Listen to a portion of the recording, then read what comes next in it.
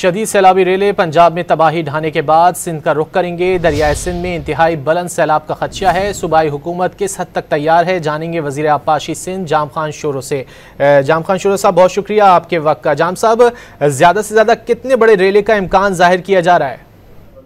देखें, ये कैलकुलेशन कर रहे हैं। 2014 में भी इसी लेवल का पानी ईस्टर्न रिवर में भी आया था और चनाब में भी आया था और उस वक्त जेलम में भी था पानी।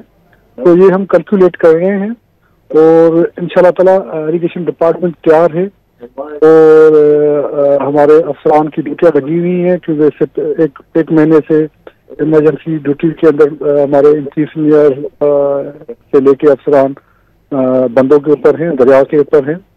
तो इंशाल्लाह ताला सूरत हाल बेहतर रहेगी और कोशिश हमारी रहेगी कि हर जगह पे विजिलेंट रहे। अच्छा जाम साहब, दरियाए सिंध में पुश्ते इतने मजबूत हैं कि इतने बड़े सैलाब को संभाल सकें और दरिया के अतराफ और कच्चे से आबादियों के खिला के पेशगी इंतजाम मुकम्मल कर लिए गए? हाँ जी, कच्चे के लिए डिप्टी कमिश्नर साहिबान को हिदायत जारी हो रही है। सीएम साहब ने भी आज मीटिंग रखी है और पानी के रेले के कैलकुलेशन भी हम कर रहे हैं, कैलकुलेट कर रहे हैं हमारे टेक्निकल लोग। सब रिवर्स का पानी कब और कितना पहुंचेगा, तो उसके बाद हम ये बताने की पोजीशन में होंगे कि किस हद तक और कितना पानी आ सकेगा। अच्छा जाम साहब, ये भी बताइएगा कि दरियाए सिंध के पुश्ते इतने मजबूत हैं कि इतने बड़े सैलाब को संभाल सकें? देखिए, डिपेंड करता है वॉल्यूम के ऊपर। हमारे पुश्ते मजबूत हैं, काम हुआ है। 2010 के फ्लड के बाद बंदों की पुश्ते मजबूत है। इंशाल्लाह ताला कोई घबराने की बात नहीं है।